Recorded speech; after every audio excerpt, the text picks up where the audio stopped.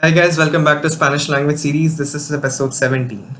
And these are the contents which we'll cover today. First we'll see some important words, their usage. Then we'll see how to say against in Spanish. Then we'll see how to say everyday in Spanish, then leave in Spanish. And finally some sentence structures on like in Spanish for the second person. And finally we'll end the session by seeing vocabulary on city. All is todo in Spanish. Sometimes is a veces, which literally means at times. Again is otra vez, which literally means another time. Otra is another, and vez is time. Only solo. The day after tomorrow is pasado mañana. Every day is cada día. So every is cada and day is día. All the days is todos los días. So all is todos. Since we are talking about plural, there's todos instead of todo. The days is los días. Okay, now let's see some examples. I'm going to eat it all. I can say voy a comerlo todo. So I'm going to is voy a, eat it is comerlo, all is todo. Sometimes I lie, a veces miento. Sometimes is a veces, I lie is miento. Do you want to go again? Do you want is quieres? To go is ir, again is de nuevo. Only you can love me. Solo tú puedes amarme. So only solo, you can is tú puedes, love me is amarme. Okay, now let's see how to say again in Spanish. There are three ways. So let's talk about the first way, using volver verb. So this is the structure. We use volver, which means to turn or return. We use a personal a, then followed by infinitive. So this is an example. If I want to say I don't want you to cry again, I can say no quiero que vuelvas a llorar. So I don't want is no quiero. Que is that in this context. Vuelvas a llorar, which means you to cry again. So this is a different kind of structure which we do not have in English. So please make a note of it. Okay, the second way is to use otra vez, which means once again or one more time.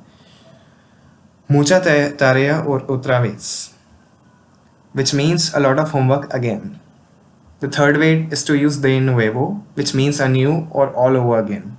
Brasil de nuevo campeón, which means Brazil again the champion. Okay, now let's see some more examples. I'm leaving this country the day after tomorrow. Voy a dejar este país pasado mañana. I'm leaving is voy a dejar this country is este país. The day after tomorrow is pasado mañana. Every day is beautiful. Todos los días es hermoso. Every day is todos los días is beautiful es hermoso. I work all the days. Yo trabajo todos los días. I work is lo trabajo all the days todos los días. Okay, now let's see how to say every day in Spanish. Cada día is each day with focus on the days. Cada día que hace sol voy a la playa, which means every sunny day I go to beach. Each day that it is sunny I go to beach. So these two are the two interpretations which we can have. Todos los días is every day, all days, focus on the group. So cada día is more like a singular and todos los días is more like plural. For example, voy a la playa todos los días, which means I go to the beach every day. There's a lot of overlap and some people say they are interchangeable, but there's a subtle difference. So whenever you want to refer to a singular entity, make use of cada día. Otherwise, you can make use of todos los días. Okay, now let's see how to say leave in Spanish. The first meaning is depart. In which case we can use salir. For example, she left the office or party. I can say salió de la oficina or fiesta. Or I can also use in this context, I left home after high school. I left home after finishing school. I can say me fui de casa después de terminar el colegio. Okay, I left home is muy fui de casa. After is después de. Finishing the school is terminar el colegio. In the second way, we can make use of dejar verb. So for example, we left her doing her work. I can say la dejamos trabajando. Okay, like in Spanish for the second person. So So these are some sentence structures. Le gusta, to you it is pleasing, which can also means you like. Similarly, le gustaría would mean to you it would be pleasing or you would like. To talk about he or she, the structure is the same. So le gusta means to him or her it is pleasing or he or she likes. Le gustaría means to him or her it would be pleasing, he or she would like. When it is not obvious who is the subject, who is the object of the sentence, sorry for that, Spanish speakers use a él or a ella or and a usted to identify who is the object.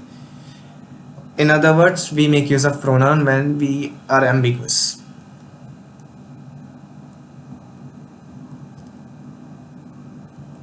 Okay, similarly, we have some more structures. A él le gusta Mexico, which means he likes Mexico.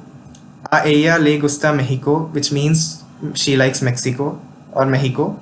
A usted le gusta Mexico, which means you like Mexico.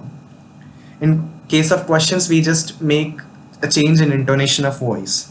So if I want to ask a question, does he like Mexico? I can say a él le gusta Mexico. Similarly for she and you. For negations, we add no between the pronoun and the phrase. So if I want to say he doesn't like Mexico, I can say a él no le gusta Mexico. She doesn't like Mexico, I can say a ella no le gusta Mexico. And if I want to say you don't like Mexico, I can say a usted no le gusta Mexico. Okay, finally vocabulary and city. Fountain is La Fuente in Spanish. Bank is El Banco. El Banco. Park is El Parque. Disco is La Discoteca. Cinema is El Cine. Train station is La Estación de Tren. Laundry is La Lavanderia. Okay guys, this was it for this episode. Thanks for watching. Please subscribe to my channel.